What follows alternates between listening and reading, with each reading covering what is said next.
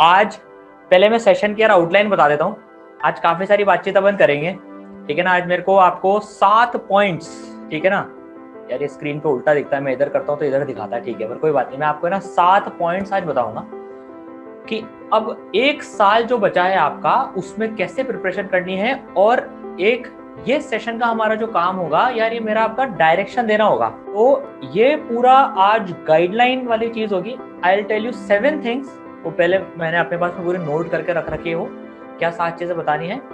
आपको भी मैं रिकमेंड करूंगा नोटबुक और पेन लेके बैठना, देखो, ठीक है ना।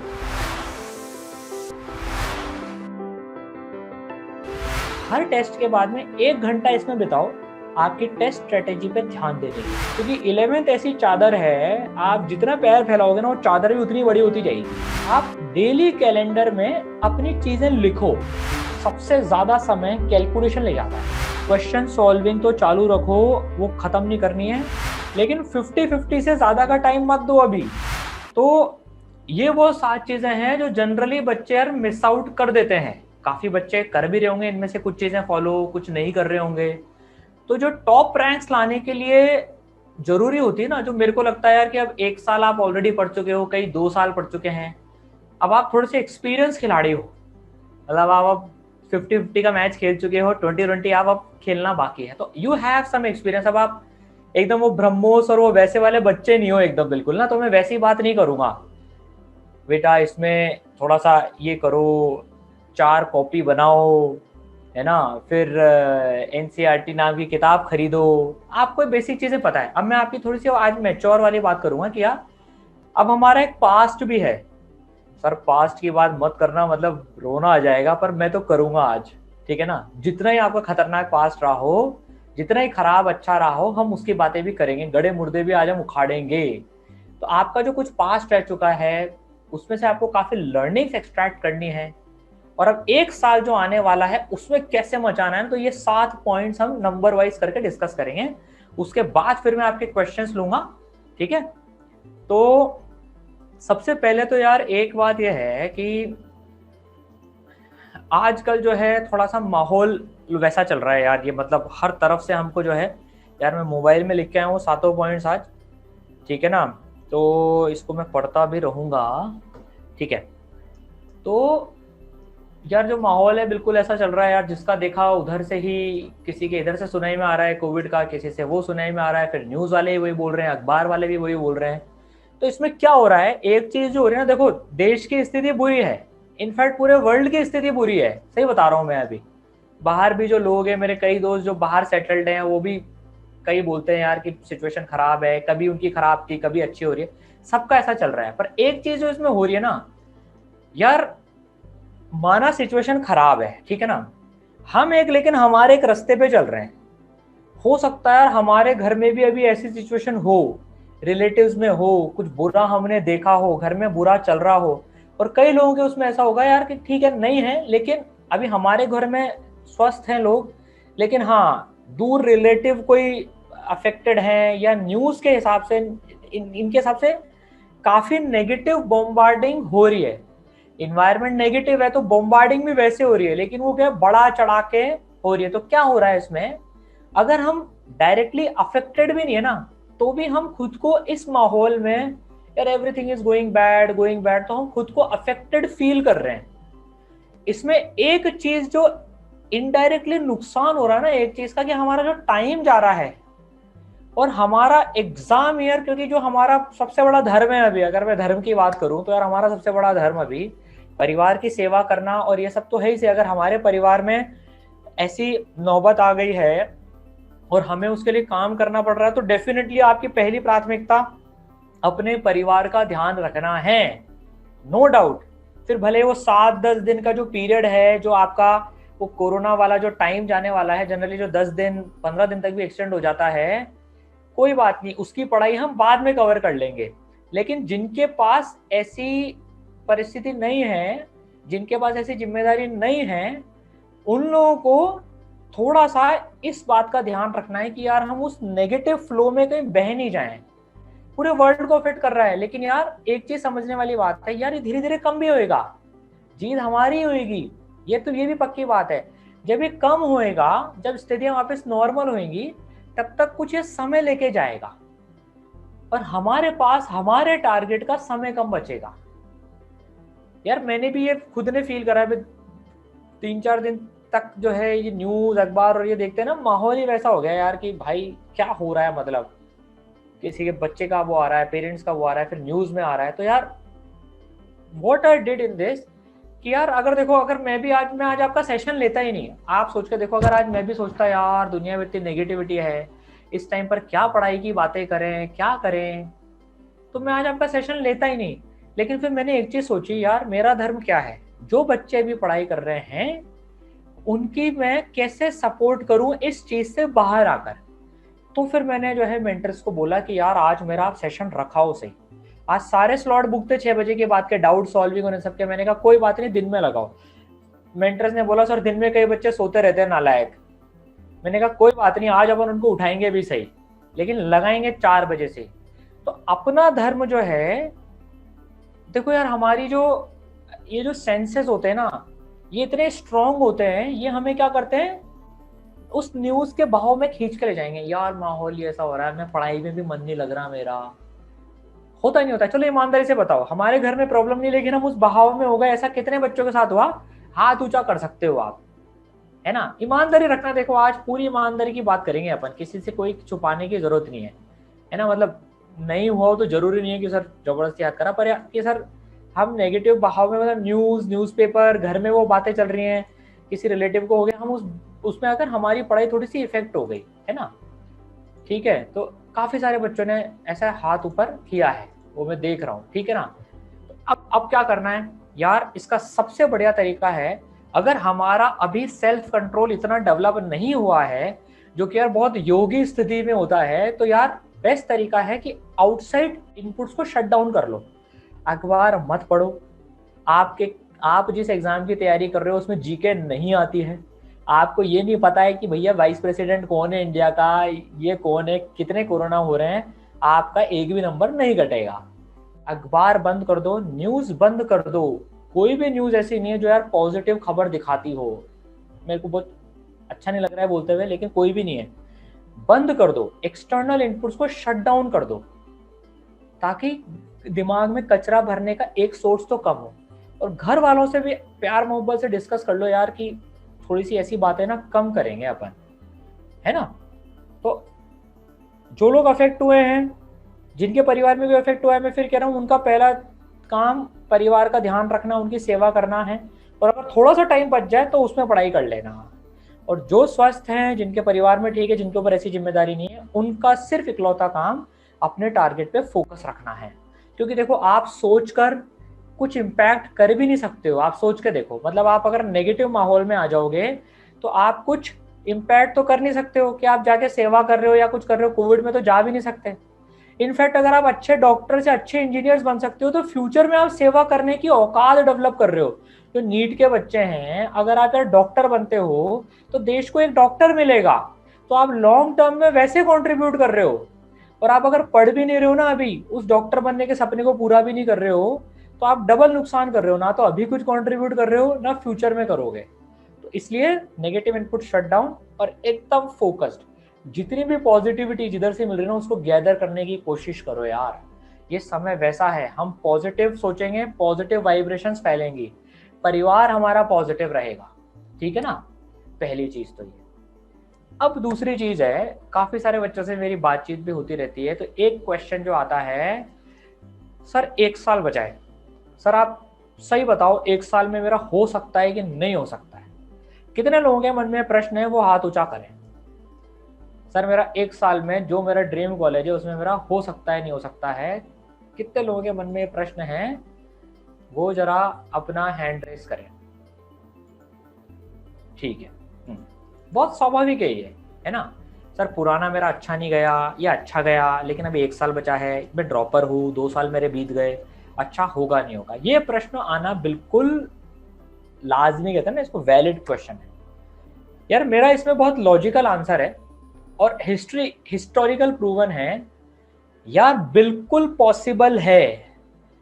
आज मैं बोल रहा हूं बिल्कुल पॉसिबल है, लेकिन अगर आपके एग्जाम के 1 महीने पहले अगर आपकी जीरो तैयारी है और आप मेरे से पूछोगे सर मेरे टॉप 100 में रैंक लाना पॉसिबल है क्या, तो मैं बोलूंगा यार बहुत कम चांसेस है। लेकिन आज मैं बोल सकता हूं 100% पॉसिबल है, आप फोड़ सकते हो।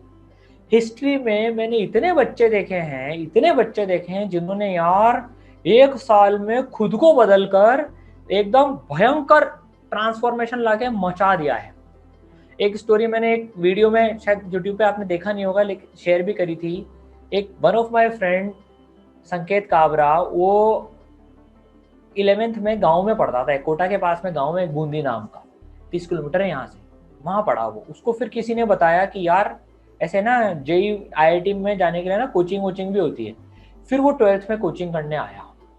पता है वो क्या करता था, वो सुबह 11th का पढ़ता था, शाम को 12th का पढ़ता था।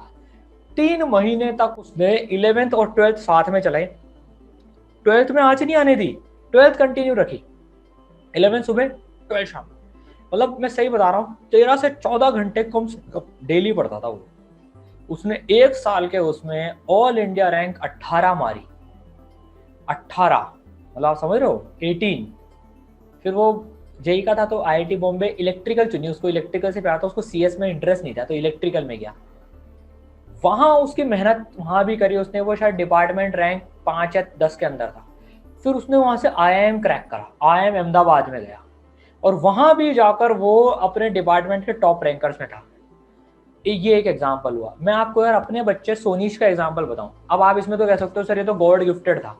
यार गॉड गिफ्टेड नहीं, उसकी जो मेहनत देखी ना मैंने, यार मेरे साथ ही बैच में था, जो एकदम पागल कुत्तों की तरह से वो मेहनत करता था ना, उसका मुकाबला नहीं था यार, उसकी मेहनत ने उसको जिताया है। तो पॉसिबल है।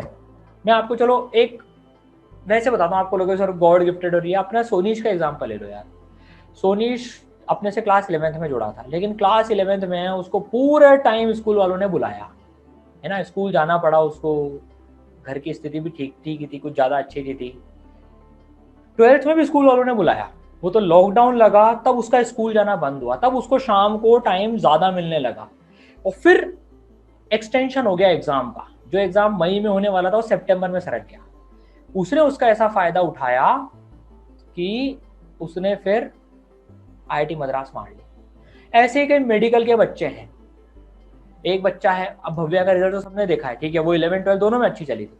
लेकिन एक बच्चा है इसके शायद 589 या 610 या कुछ ऐसे मार्क्स है, उसका बताता हूँ। उसका भी सेम केस एकदम, 11th बिगाड़ी लेकिन 12th में आके उसने चमत्कार मचाया। मैं अपने प्रतीक सर का एग्जाम्पल बताता हूँ यार, वो 11 12th में ढंग से पढ़ ही नहीं पाए थे, मतलब 11 ठीक गई फिर 12th बिगाड़ी है ना। फिर ड्रॉप ईयर में आके उन्होंने 1 साल में एकदम ऐसे मचाया पूरा। तो 1 साल का समय यार बहुत लंबा समय होता है यार। आज देखो मई चालू हो गया, आपके एग्जाम्स मई में होंगे, अज्यूमिंग कि यार कोरोना वोरोना सब खत्म हो जाएगा, आपके अगले साल के एग्जाम मई में होंगे, तो पूरे 365 दिन है आपके पास में। 365 दिन का मतलब आप समझो, 365 इंटू यार आप एवरेज 10 घंटे भी निकालते हो ना, आप समझना देखो 365 इंटू 10 इट्स लाइक 3650, थोड़ा सा राउंड ऑफ कर ले तो 3700 आवर्स। 3700 आवर्स हैं आपके पास में, और आपके पास में ना 90 चैप्टर्स हैं, खींच के 100 पकड़ लो यार। आप 3700 आवर्स को 100 से डिवाइड भी करोगे ना, 100 चैप्टर से, तो यार आपको 37 आवर्स एक चैप्टर करने का मौका मिल रहा है। 37 आवर्स। अब यार 37 आवर्स का मतलब होता है आप 10-10 घंटे वो पढ़ रहे हो और उस चैप्टर को भी पढ़ रहे हो, तो पूरे 4 दिन हो गए। अब इसमें ना यूनिट डायमेंशन जैसे छोटू चैप्टर भी आते हैं जो आप 6 घंटे में निपटा सकते हो, वेक्टर्स जैसे भी आते हैं जो आप 7-8 घंटे में निपटा सकते हो, तो उनके घंटे बाकी में जाते हैं। तो लॉजिकली स्पीकिंग पॉसिबल है, 1 साल आप पागल हो जाओ, सही बता रहा हूं, लेकिन पागलपंती लगेगी आपकी। मतलब एवरेज से काम नहीं चलेगा सर, मैं 5 घंटे पढ़ लूं सर, मेरे को टॉप 100 में दिला ही दो सर आप। सर आपकी तो बहुत पहुंच होगी एम्स में भी और आईआईटी बॉम्बे में भी। अरे भैया मतलब यहाँ ऐसा मामला है कि यहाँ कोई भी नहीं पहुंचा सकता किसी को भी, खुद के दम पर ही जाते हैं यहाँ पर। ये प्राइवेट कॉलेज नहीं है, आपको 10 घंटे तो पढ़ना ही है। आपने एक एम बना लेना अपने जीवन का, तो एक साल में आप सारे पाप धो लोगे। इट्स लाइक बिना कोविड के टाइम में गंगा जी में नहा रहे हैं, पाप धो के वापस फ्रेश होके आ रहे हैं और एक साल में लपक के मजा आ रहे हैं एकदम। पॉसिबल है, बट उसके लिए आपको कीमत चुकानी पड़ेगी, और वो चुकाएंगे हम, बिल्कुल चुकाएंगे वो कीमत। तो पॉसिबल तो है, देखो बिलीव मी पॉसिबल है। और मैं यार आप में से ही किसी का एग्जाम्पल अगले साल वाले बच्चों को दे रहा हूँ, ये मेरी गारंटी है, 100% दे रहा हूँ यार। ये बच्चा था, इसने हाथ उठाया था, पता है सेशन मैंने मई 2021 में लिया था कि कौन ऐसा है, और आज देख मई 2022 में जब मैं तेरा सेशन ले रहा हूँ, ये बच्चा था। आ सकते हो, ठीक है। कुछ प्रैक्टिसेस में एक चीज बताऊंगा आप कैसे करना है। पहली तो एक चीज यार, जो भी 11 से 12th में आए हैं या जो 11-12th पढ़ के ड्रॉप ईयर में आए, आपको पहले ये विश्वास करना है कि यार आपकी 11th जीरो नहीं है। आप सोच के देखो यार, आप मोमेंट ऑफ इनर्शिया का नाम सुन चुके हो ना, मोमेंट ऑफ इनर्शिया का तो सुन चुके होंगे। जिसने नाम भी नहीं सुना ना, नाला को खुद को 2 लपड़ मारो अभी एक। आप रोटेशन मोशन में CRTM का नाम सुन चुके हो ना, CRTM का नाम तो कम से कम, है ना। आप फ्लूइड मैकेनिक्स में विस्कोसिटी का नाम सुन चुके होंगे, सरफेस टेंशन का नाम सुन चुके होंगे। तो यार कॉन्फिडेंस लेने वाली बात क्या है, और उसको दम ठोक के बोलो यार मैं जीरो नहीं हूं, मैं चाहे 10 ही हूं पर मैं जीरो तो नहीं हूं, चाहे मैं 20 हूं, चाहे मैं 30 हूं, चाहे मैं 40 हूं, पर मैं जीरो तो नहीं हूं यार। मतलब यार जो बच्चा आज ब्रह्मोस पे आया है, अभी जो 11th का बैच चालू हुआ है अपना, और उससे तो यार आप बेटर हो ना कम से कम। उसका आज मैं 11th का फुल सिलेबस का टेस्ट लूं और आपका 11th का फुल सिलेबस का टेस्ट लूं, तो नालायक को 10% तो ज्यादा नंबर ले आओगे ना, 100% ले आओगे, 10 क्या 40% नंबर ले आओगे। तो आप जीरो नहीं हो, आप एटलीस्ट 40 पर तो हो, बिलीव मी आप 40 पर हो। तो आपको 60 ही कवर करना है, 100 नहीं करना है। लो सर आपने 40% काम तो करा दिया, बिल्कुल करा दिया, बीइंग अ टीचर मेरा यही रोल है यार। तो यार देखो मैंने आपके 3700 घंटे में से 40 घंटे तो 40% तो आपको ऑलरेडी आगे करवा दिया 5 मिनट के अंदर अंदर में। अब रही बात 60% की, तो हमें यार 60% ही करना है। तो कभी भी मन में ऐसा आ जाना यार मेरी 11th कमजोर है या मेरी 11th-12th कमजोर है, मैं एक साल में कर पाऊंगा, तो यार ये सोचना पूरी कमजोर नहीं है, आधी कमजोर है।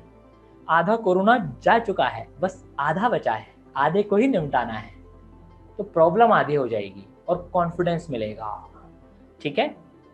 अब 1 नंबर पॉइंट से स्टार्ट करते हैं, जो मुझे 7 पॉइंट्स आपको बताने हैं, ठीक है। तो मचा सकते हैं कि नहीं मचा सकते, एक बार पहले जोरदार नारा लगा दो म्यूट में ही, सर बिल्कुल मचा सकते हैं, बिल्कुल। अरे म्यूट में मुझे आवाज नहीं आ रही तो क्या आप तो बोलो, मुंह बंद करके, ऐसे नहीं करना, सर मचा सकते हैं बोलो, सर मचा सकते हैं। घर वाले बोले किससे बात कर रहे हैं, कि सहेली से बात तो नहीं कर रहा छोरा हमारा, है ना, बिल्कुल बिल्कुल मचा सकते हैं है ना। शाबाश, ये होती है जोश की बात, बहुत बढ़िया, शाबाश यार। ऐसे तो एनर्जी बढ़ती है एकदम, मेरी इतनी एनर्जी हाई हो जाती है आपसे बात करके। मेरे को इतने दिन से तड़प लग रही थी यार कब बात करूं, 2 दिन लेट हो गया सेशन में, तो मैं 2 दिन से बोल रहा था, स्लॉट नहीं मिल रहा था हमको, है ना। चलो वाह वेरी गुड। अब यार पहली चीज क्या होता है, दिन भर क्या है, अब ध्यान से सुनना, देखो एकदम फोकस होके। तो पहली चीज मेरी क्या है यार, आपको देखो हमने टाइम टेबल दे रखा है, ठीक है ना। वो टाइम टेबल आपका यार महीने भर के हिसाब से है, आपके कैप्सूल्स के हिसाब से, ठीक है। अब यार एक चीज होती है महीने का टाइम टेबल होना, उसमें आप पर्सनलाइज कर सकते हो खुद की चीजें, ठीक है ना। वो इसलिए दे रखा है पर्सनलाइज एजुकेशन के लिए, आपको आपके हिसाब से टाइम टेबल दे रखा है। मेन चीज क्या आती है, आप अपना डेली टाइम कैसे मैनेज करो, ठीक है ना। अब वो समझना, हम क्या होता है, महीने का टाइम टेबल तो हम फॉलो कर लेते हैं, लेकिन डेली टाइम टेबल में हमें पेन आता है, हम डेली ढंग से परफॉर्म नहीं करते हैं। उसका तरीका क्या होता है, हमको पता नहीं होता है कि हमको हमारी लाइफ में आज क्या करना है। एक मोटा मोटा आइडिया होता है, लेकिन क्या एक वेल डिफाइंड चीज नहीं होती है।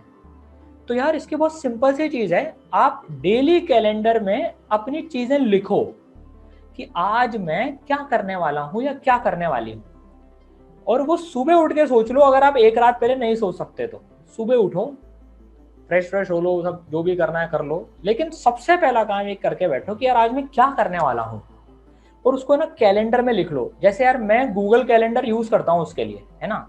जिस दिन भी नहीं करता ना, उस दिन मेरा आउटपुट बहुत कम आता है, और जिस दिन मैं कर लेता हूँ ना, मेरे को पता रहता है दिन भर क्या करना है। जैसे मैं आज का आपको एक सैंपल दिखाता हूँ, देखो आज कुछ कुछ तो मैंने लिखा ही होगा, बिल्कुल लिखा है। देखो, तो जैसे ना आपको एक, नॉट नेसेसरली कि आप गूगल कैलेंडर यूज करो, आप पेपर पे भी यूज कर सकते हो, पर टाइम वाइज स्लॉटिंग में थोड़ा सा एडवांटेज होता है, हम स्लिप आउट नहीं होते। तो देखो यार, आपको अगर दिख रहा हो ना, तो यार ये मेरा है ना गूगल कैलेंडर है, ये नीले नीले ना मेरे टास्क लिख रखे हैं। जैसे देखो अभी ये 4 से 6 का मेरा आपके साथ लिख रहा है 2/2022 इसराइलाइट सेशन। शायद इतना फोकस नहीं हो पाएगा, लेकिन आपको इसमें ना देखो शुरू से लिख रहा है कि यार जैसे आज 5:30 से 7 एक्सरसाइज है, फिर 7 से 8 दीवाना बना दो प्लानिंग है, फिर ब्रेकफास्ट है, फिर मैंने आधे घंटे का गैप छोड़ा हुआ है 8:30 से 9 का। फिर मैंने लिख रखा है 9 से 10 में एनसीईआरटी पढ़ूंगा, जो पढ़ी थी मैंने आज। फिर 10 से 10:30 का गैप है, फिर 10:30 से 11:30 प्लान फॉर लॉन्च शूट है, फिर 12 से 1 मैंने शूट करा, फिर 1 से 1.5 का गैप दे रखा है, फिर 1:30 से 2:30 लंच और रेस्ट। यार सुबह जल्दी उठता हूँ तो दिन में मैं आधे घंटे का रेस्ट लेता हूँ, ठीक है ना। अब फिर लिख रखा है मैं 3 से 4 आपके सेशन की प्लानिंग कर रहा था, और 4 से 6 भी आपका सेशन ले रहा हूँ। फिर 1 घंटे का मैंने बीच में इसमें देखो खाली वो डाल रखा है, क्योंकि मेरे को पता है यार अगर सेशन एक्सटेंड हो गया ना तो मेरा टाइम टेबल हो सकता है बिगड़ जाए, इसलिए मैंने 1 घंटे का खाली स्लॉट डाल लिया, क्योंकि इतना बोलने के बाद में मेरे गले को भी आधे घंटे का रेस्ट चाहिए होगा, तो इसलिए मैंने रेस्ट डाल लिया। फिर बाद में लिखा यार एक फिजिक्स की किताब पढ़नी है मेरे को 7 से 8, फिर आधे घंटे का ब्रेक, और फिर लास्ट में लिखा हुआ है रीड गीता, ठीक है ना। आजकल गीता किताब चल रही है, कृष्ण भगवान वाली गीता, ये और कोई गीता नहीं है नालायक को, कुछ और गीता समझ लो तो, ठीक है ना। तो यार एक चीज समझना इसमें, तो इसमें क्या फायदा हुआ, देखो मुझे यार ये चीज पता है कि मुझे क्या करना है। तो जो आलतू फालतू के काम आते हैं ना, जैसे यार एक दोस्त ने बोला आज कि यार भाई 5 बजे मैं तेरे को कॉल करूंगा, मैंने कहा यार 1 मिनट रुक जा यार। तो मैंने अपना टाइम टेबल देखा यार, मैंने कहा सॉरी भाई, आज मेरा दूसरों के साथ कॉल है, आज मेरे दोस्तों और सहेलियों के साथ मेरा कॉल है आज। उसने कहा यार अबे इतने कितने दोस्त आ गए, हमने कहा भैया हमारे बहुत दोस्त थे। तो अब उससे फायदा क्या हुआ, I knew what I was going to do, तो मेरा टाइम टेबल कोई बिगाड़ नहीं पाया। तो आप क्या करो, डेली कैलेंडर अपना सेट करो, और बीच में ना बफर टाइम लो, मतलब आप समझ रहे हो, खाली खाली जगह भी छोड़ो थोड़ी सी, आधे घंटे की, 15-20 मिनट की, 45 मिनट की, जिससे कि अगर आपका बैकलॉग चल रहा हो ना तो आप उसको पूरा कर पाओ। समझ गए, जैसे आपने लिया है मैं सुबह 8 से 10 तक से बायोलॉजी पढ़ूंगी, है ना, ठीक है, लेकिन उसके बाद में ना 15 मिनट का एक गैप दो आप। नेक्स्ट अपना टाइम टेबल एकदम है ना 10 बजे से स्टार्ट मत करो, ठीक है ना। पहली चीज, तो उससे क्या है आपके पास स्कोप रहता है। दूसरी चीज, आप थोड़ा सा रेस्ट लेने का, ब्रेक लेने का टाइम भी टाइम टेबल में इंक्लूड करो। एक तरफ तो क्या होता है यार, हम 5-6 घंटे पढ़ते हैं, और जब टाइम टेबल बनाने बैठते तो दम 14 घंटे का टाइम टेबल बना लिया, वो पूरा होता नहीं है। तो अगले दिन क्या आता है यार, मेरे तो टाइम टेबल ही नहीं होता। अरे भाई इंसान हो, कोई मशीन तो नहीं है यार हम। तो टाइम टेबल उतना बनाओ जितना पॉसिबल से थोड़ा सा ज्यादा हो, मतलब थोड़ा सा ही ज्यादा हो वो, ठीक है। तो मेरे हिसाब से रोज 10 घंटे से ज्यादा का टाइम टेबल मत बनाओ, 10 घंटे पढ़ने का टाइम टेबल बनाओ, और 7 घंटे आपके ब्रेक्स और उसमें जो भी आपके दूसरे काम है ना उसमें रखो आराम से। लेकिन 10 घंटे पढ़ रहे हो तो 10 घंटे पढ़ो। अच्छा सर, पिछले वाले दिन की चीज नहीं हुई तो फिर क्या करें, उसको अगले दिन ट्रांसफर मान लो, लेकिन वो लूज आउट नहीं हो जाए। होगा यार, आज जरूरी तो नहीं कि यार आज मैं, देखो जैसे यार अगर मान लो मेरे को एक फिजिक्स की किताब पढ़नी है शाम को, आज नहीं हो पाई तो मैं उसको कल के दिन में शिफ्ट करूंगा। बहुत बार होता है ऐसा, आज मेरे को एक काम करना था, सुबह नहीं हुआ तो मैंने कल की डेट में शिफ्ट करा। देखो मेरा कल की डेट का भी कैलेंडर थोड़ा थोड़ा सा बनता जा रहा है, जैसे जैसे काम याद आते जा रहे हैं मैं रोज लिखता जाता हूँ ऐसे। देखो तो आगे ये तो और आगे का है, पीछे के कैलेंडर्स वगैरह ऐसे, ये कुछ आगे पीछे के ये सेट होते रहते हैं, ठीक है ना। तो आप चाहो तो कॉपी पे रख सकते हो यार, आप इतने मोबाइल वगैरह यूज नहीं करते हो तो अगर कोई दिक्कत नहीं है, not necessary to use mobile, but plan है। तो daily calendar making is must, पहली चीज तो ये हो गई, ठीक है। इससे आपकी एफिशिएंसी सुधरेगी, और किसी को अपने कैलेंडर के बीच में मत आने दो। Nobody let your calendar things screw up. दोस्त का फोन आ गया यार, ठीक है मैं मेरे ब्रेक में बात कर लूंगा तेरे से यार, लेकिन मेरा अभी टाइम चल रहा है ये वाला, मैं इसमें पढ़ूंगा, ठीक है। दूसरी चीज है, थोड़ा सा यार मैं नोटबुक्स के बारे में बात करना चाहता हूँ आपसे। आप लोग यार नोटबुक सही से बना रहे हो ना, मतलब नोट्स वोट्स लिख रहे हो ना प्रॉपर, ठीक है ना। आप जो पढ़ते हो उससे नोट्स लिखते हो ना, इसराइल के नोट्स पे मत जाना अभी, वो सिर्फ इमरजेंसी के यूज के लिए हैं। आप अपने खुद के नोट्स लिखो, पहली चीज तो ये। दूसरी चीज, शीट्स की कॉपी अलग बना रखी है सबने, सर ये शीट्स क्या हैं, किसी का सवाल है ये, एक बार पूछ के देख लो भाई सर ये शीट्स क्या है, ये कौन सी बला है ये शीट जिसकी आप बात कर रहे हो। तो अगर जूम में ऑप्शन होता ना तो यहीं पर ही मैं ऐसे दो चिपका था आपके सामने नालायकों। शीट पूरी करनी है सॉल्व, है ना, तो शीट की कॉपी अलग रखो और उसको कॉपी में सॉल्व करो। यार देखो आपसे 100% नहीं हो पाएगा ना, टेंशन मत लो, आप अगर 70% भी सॉल्व कर रहे हो ना तो उसको शीट में सॉल्व करो, रफ में मत करो। और इसमें राइटिंग खराब आती है, उसमें काटा पीटी बहुत मच जाती है। तो आपके टीचर आपको स्टार देंगे क्या, ले बेटा 3 स्टार 5 स्टार, फिर 2 टॉफी भी दे दी साइड में। अबे टॉफियां और स्टार मिलने की उम्र गई अब। गंदी से गंदी राइटिंग हो ना आपकी, डॉक्टर वाली राइटिंग हो एकदम, नो ऑफेंस, बट अगर मतलब एकदम वैसी राइटिंग हो ना आपकी तो भी आप फेयर में ही करो, बाद में यही चीज काम आएगी। मैं मेरी कॉपी दिखाता आपको, आप बोलोगे सर ये राइटिंग थी आपकी उस टाइम पर, लेकिन यार फेयर में करो। 70% कर रहे हो 50% कर रहे हो ना, फेयर में ही करो। और अपने जेई मेंटरशिप स्टार और नीट मेंटरशिप स्टार में एक वीडियो है कि नोटबुक कैसे बनानी है, मार्किंग कैसे करनी है, वो वीडियो देख लेना, ठीक है। तो दूसरी चीज मैंने बता दी आपको, नोटबुक मैनेजमेंट बहुत इंपॉर्टेंट है। 2 पेज छोड़ो इंडेक्स के लिए, बच्चों वाली बातें, लेकिन ये बहुत इंपॉर्टेंट है। ये लास्ट के 3 महीने में यही सब चीजें काम आएंगी आपके, ठीक है। तो 2 पेज छोड़ो इंडेक्सिंग के लिए, वो सब मैंने वो स्टार मेंटरशिप में वीडियो बना रखा है इंडेक्स बनाने के लिए। क्वेश्चन उसमें सॉल्व करो और एक कॉपी आप बनाओ टेस्ट के लिए, जिसमें आप टेस्ट सॉल्व करो, चाहे रफ कर रहे हो लेकिन उसमें टेस्ट का नंबर डाल के उसमें सॉल्व करो। ये बाद में बहुत काम आएंगी, बाद में याद करोगे सर आपने क्या चीज बताई, सर टेस्ट कहाँ मिलते हैं, ये भी कोई क्वेश्चन पूछना चाहता है क्या, ये बताओ। अच्छा टेस्ट पे मैं यार नाराज हूँ आपसे, थोड़ा सा क्या, बहुत नाराज हूँ। मेंटर्स की तरफ से रिपोर्ट आ रही है सर बच्चे टेस्ट कम दे रहे हैं, और कुछ नालायक तो ऐसे हैं जो थ्योरी थ्योरी खाए जा रहे हैं, क्वेश्चन करे जा रहे हैं पर टेस्ट नहीं दे रहे हैं। भैया टेस्ट जो नहीं देगा ना, मैं अगली बार यार उसको सेशन में से पकड़ पकड़ के बेइज्जती करूंगा उसकी। आज नहीं करूंगा लेकिन अगले सेशन में तो मैं फिर पकड़ पकड़ के बेइज्जती करूंगा और उसको आने नहीं दूंगा सेशन में। देखो यार वैसे मैं ऐसे स्टेप लेता नहीं हूँ, लेकिन यार अब आपको डराने के लिए मैं क्या करूँ यार, मेरे को समझ नहीं आ रहा। डराने से वैसे भी कुछ काम होता ही नहीं है, मेरी तो ये फिलॉसफी नहीं है। देखो आपका भविष्य जो आप खुद बना रहे हो, मैं आज तक कभी भी डांट फटकार के और ऐसे आप मेरे को कभी सुनोगे ही नहीं बात करते हुए, क्योंकि यार डांट से मन नहीं जुड़ता, उससे मन खट्टा हो जाता है। तो डांटोगे नहीं, चिंता मत करो। लेकिन आप यार अगर टेस्ट नहीं दे रहे हो ना बेइज्जती के डर से, तो आप क्या यार एक नुकसान करा रहे हो अपना। आपको क्या प्रैक्टिस नहीं हो पाएगी कि यार मैं वो टाइमली वाइज और टेस्ट इन्वायरमेंट में कैसे परफॉर्म करना है ना, वो नहीं कर पाओगे। यार देखो आपको टॉपिक वाइज टेस्ट दे रखे हैं, आपके रिव्यू टेस्ट होते हैं, तो एक चैप्टर पढ़ने के बाद 1 घंटा निकाल के उसका टॉपिक वाइज टेस्ट दे डालो। वेट मत करो यार मैं थोड़ा सा और पढ़ लूंगा, मैं थोड़ा सा और वो कर लूंगा उसके बाद दूंगा, नहीं, हाथों हाथ पढ़ा दे दिया, चाहे 5 नंबर आए यार कोई दिक्कत नहीं है, बट टेस्ट दो, टेम्परामेंट बनता है उससे, ठीक है ना। टेस्ट मत छोड़ो यार, बिल्कुल मत छोड़ो। देखो सबसे बड़ी बात है, आपके मार्क्स किसी और को पता ही नहीं पड़ेंगे, मेरे को पता पड़ेंगे और आपको पता पड़ेंगे, तो बेइज्जती क्या।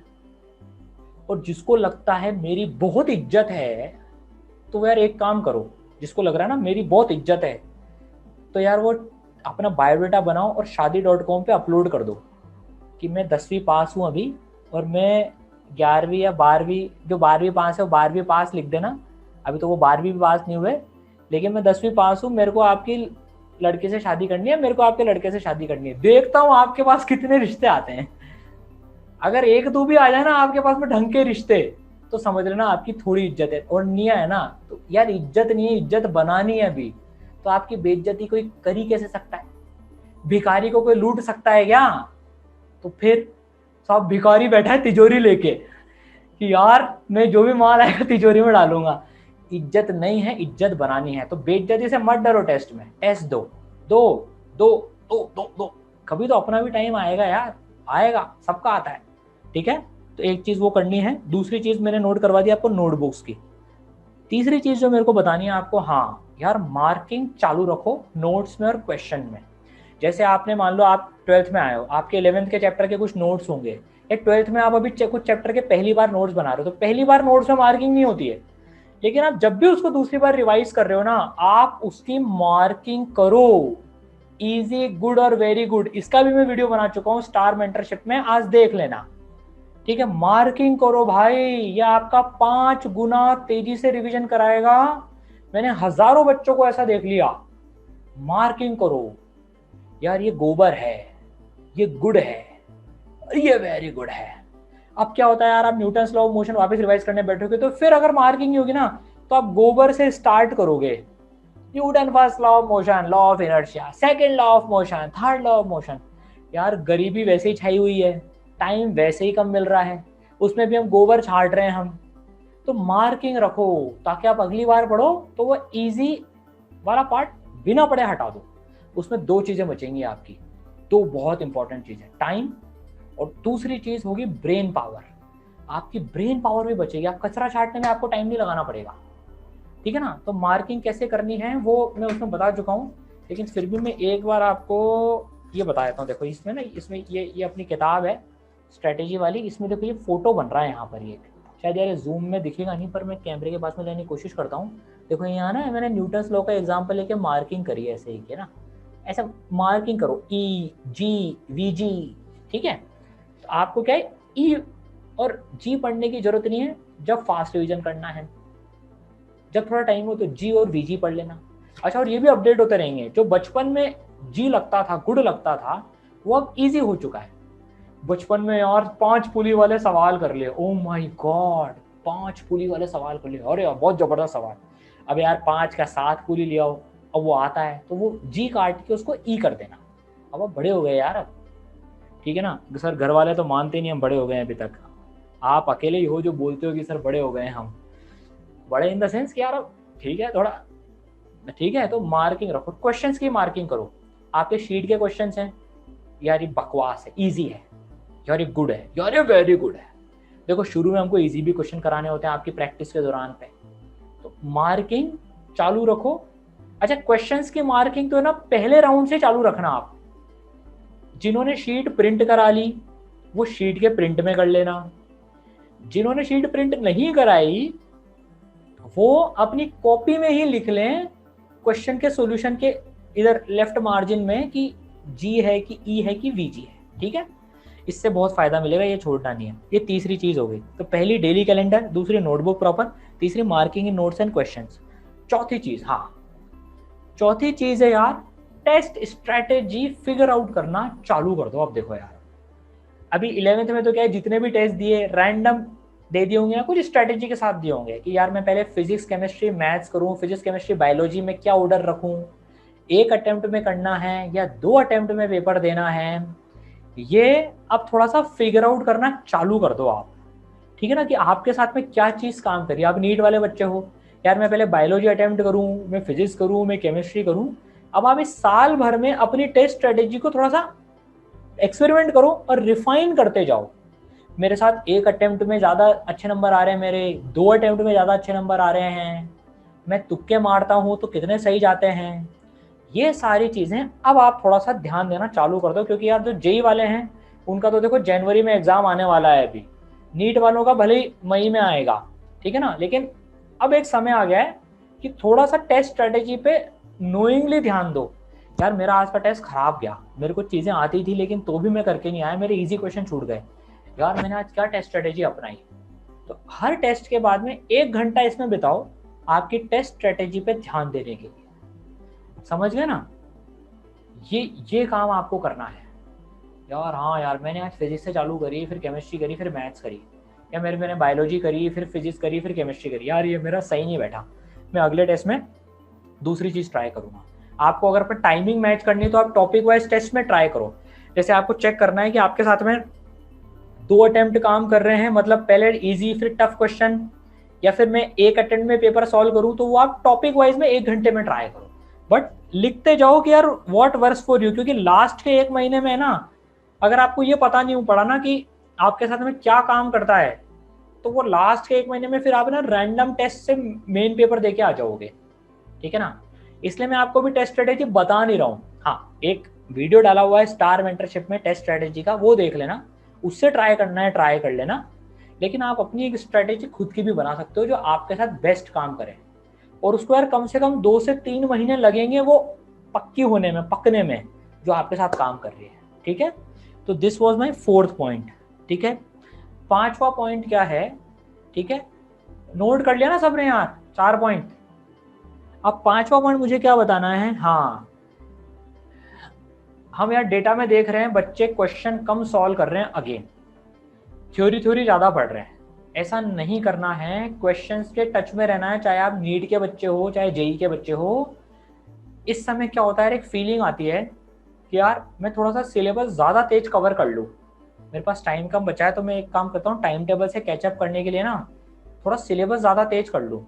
उसमें यार बच्चे क्या कर रहे हैं कि ना क्वेश्चन स्किप कर रहे हैं। देखो, हमें एक एक चीज पता पड़ती है, आप किसमें कितना टाइम स्पेंड कर रहे हो, क्या कर रहे हो। तो जब हमने एवरेज देखा ना, तो पिछले 2 वीक का लेक्चर्स का एवरेज बढ़ा है और क्वेश्चन सॉल्विंग का एवरेज घटा है 2022 बैच वालों के लिए। क्योंकि क्या हुआ, अब 12th का प्रेशर भी आ गया, हमें सारी रिपोर्ट आती है। आपको क्या लगता है कि हम ऐसे थोड़ी बात कर रहा हूं मैं आपसे? नाम वाइज आपका एक एक बच्चे का पूरा डेटा आता है, तो उसको एग्रीगेट करते हैं, मिला लेते हैं। तो उसमें क्या हो रहा है, बच्चे क्या कर रहे हैं यार, 12th और 11th दोनों का प्रेशर आ गया, तो क्वेश्चन कम कर रहे हैं। ऐसा मत करो यार, क्वेश्चन सॉल्विंग तो चालू रखो, वो खत्म नहीं करनी है ना। थ्योरी थ्योरी पढ़ के फायदा नहीं होएगा 100%। क्वेश्चन थोड़े करो, भले ही 50% ही करो, जितना होमवर्क है उससे पर क्वेश्चन चालू रखो। दूसरी चीज क्या हो रही है, कई बच्चों ने जो 11th से 12th में आए, उन्होंने 12th अभी तक चालू नहीं करी यार। उन्होंने 12th बिल्कुल चालू नहीं करी, ये सोच के कि यार पहले 11th फिर से वापस से सुधार लें। यार मैं रिकमेंड करूंगा, अब आप 11th के साथ में 12th भी चालू कर दो, नहीं तो 12th में प्रेशर आ जाएगा आपके ऊपर में। फिर 12th का सिलेबस भी डिसेंट एरफ बड़ा है, तो आप 11th सुधार रहे हो, लेकिन 50-50 से ज्यादा का टाइम मत दो अभी। Start 12th as early as possible, क्योंकि 11th ऐसी चादर है, आप जितना पैर फैलाओगे ना, वो चादर भी उतनी बड़ी होती जाएगी, और आप जितना छोटा करोगे चादर भी उतनी छोटी हो जाएगी। ये ऐसा कुआ है ये। ठीक है ना, तो यार 12th चालू करो, 12th में डिले मत करो। अब सारे बच्चों के लिए, ड्रॉपर्स के लिए नहीं ये चीज, ड्रॉपर्स का पूरा 1 साल है उनके लिए, तो जैसा टाइम टेबल मिला है वो वैसा करें। लेकिन जो 11th से 12th में जो बच्चे हैं अभी, वो लोग 12th चालू करो। ठीक है, ये मेरा 5वां पॉइंट हो गया, डोंट लूज क्वेश्चन सॉल्विंग। और उसके साथ मैंने एक चीज और ऐड कर दिया यार, 5.1 लिख लेना इसको। ठीक है, कि यार 12th चालू कर दो। 6 पॉइंट जो मेरे को आपको बताना है, हाँ, आप रिवीजन कर रहे हो ना, अगर आप अपनी 11th का रिवीजन कर रहे हो, या ड्रॉपर जो हैं वो जनरल रिवीजन कर रहे हैं, तो क्वेश्चन सॉल्विंग में, अब ध्यान से सुनना है, बहुत इंपॉर्टेंट चीज है। नए क्वेश्चंस के लिए नहीं बोल रहा हूं मैं ये बोल रहा हूँ रिवीजन करी क्वेश्चंस के लिए। आप उसमें 100% क्वेश्चन सॉल्व मत करो। ध्यान से सुनना मैं क्या बोल रहा हूँ। अगर आपने 10 क्वेश्चन सेलेक्ट करे, मुझे ये रिवाइज करने हैं, तो 70-30 का रूल अपनाओ उसमें। वेरी केयरफुली सुनो, 70% क्वेश्चंस आप क्या करो, इक्वेशंस लिखो, सॉल्यूशन चेक करो, और ये देखो आपकी इक्वेशन सही है कि नहीं है। उसमें आप कैलकुलेशन में अपना समय बचाओ। देखो, लॉजिक से सोचो यार, हमारा सबसे ज्यादा समय कैलकुलेशन ले जाता है, राइट? ले जाता है कैलकुलेशन। ठीक है ना, बायो छोड़ दो तो, ठीक है ना, फिजिक्स केमिस्ट्री और मैथ्स में तो ले ही जाता है। बायो में तो ठीक है, याद करने वाली चीज होती है, तो ये फिजिक्स केमिस्ट्री मैथ सब्जेक्ट्स के लिए ये चीज, ठीक है ना, और बायो वाले के लिए, फिजिक्स केमिस्ट्री के लिए। तो कैलकुलेशन आपको रिवाइज नहीं करने हैं, आपको कॉन्सेप्ट रिवाइज करने हैं। तो आप 70% क्वेश्चन सिर्फ इक्वेशन लिखो, सॉल्यूशन देखो उनका, और चेक करो आपने इक्वेशंस और कॉन्सेप्ट सही लगाए ना। अगर सही लगाए हैं तो आप आगे बढ़ जाओ, और 30% क्वेश्चंस में पूरा आंसर तक पहुंचो। इससे आपका लगभग 2 गुना टाइम बच जाएगा क्वेश्चन सॉल्विंग का। लेकिन ये काम आप उन क्वेश्चंस में मत करना जो आप पहली बार सॉल्व कर रहे हो, नहीं, वो आपको पूरा एंड तक सॉल्व करने हैं। तो जो बच्चे 11th से 12th में आए हैं, वो 12th क्लास के क्वेश्चंस तो पूरे सॉल्व करें, और 11th के अगर आप क्वेश्चंस के रिवीजन कर रहे हो, या 12th के पुराने चैप्टर के रिवीजन कर रहे हो, तो उसमें 70-30 का रूल लगाओ, राइट? समझ गए? और जो ड्रॉप कर रहे हैं, वो किसी पार्ट का रिवीजन कर रहे हैं, तो वो 70-30 का रूल लगा लें। और दूसरी चीज ड्रॉपर्स के लिए, जो बच्चे स्ट्रॉन्ग टॉपिक्स अपने वापस से रिवाइज करें। मान लो यार मेरा यूनिट डायमेंशन स्ट्रॉन्ग कैटेगरी में आता था जब मैं पढ़ता था, तो ड्रॉपर बच्चे उसमें 70-30 का रूल लगा लें, समझ गए ना, उसमें 70-30 का रूल लगा लेना आप। यार ठीक है यार, ये मेरा स्ट्रॉन्ग चैप्टर है, वेक्टर हो गया यार, मैं पढ़ लिया यार, मैं एक बार पढ़ने के लिए मैंने ठीक है 20 क्वेश्चन उठाए, 70% मतलब 14 क्वेश्चन का कंसेप्ट लिख के सोल्यूशन से मिला लिया, और 6 क्वेश्चन मैंने पूरे आंसर तक में लिया है, जिससे मेरा कॉन्फिडेंस आ जाए, हाँ यार मैं आंसर देके पहुंच रहा हूँ।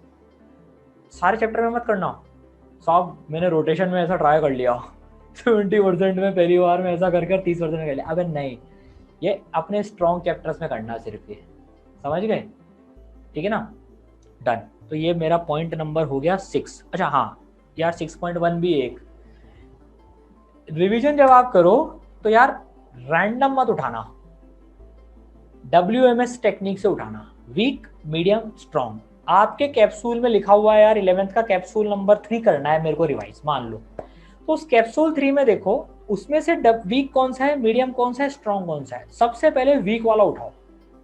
हम जनरली क्या करते हैं यार, पहले एक काम करता हूँ स्ट्रॉन्ग उठा लेता हूँ कि जल्दी हो जाएगा, करते ही नहीं करते हैं, ईमानदारी से बताना, जिसमें हम कंफर्टेबल रहते हैं ना, सबसे पहले उसी की नोट्स की कॉपी उठाते हैं अपन, चलो यार टाइम टेबल में लिखा है मैं इसको रिवाइज कर लूँ, नहीं, पहले सबसे दर्दनाक भयानक जो आपको सोने नहीं देता हो ना, उसको उठाओ, क्योंकि वो अभी नींद खराब करे अच्छा है, एग्जाम टाइम में नींद खराब करे वो बुरा है।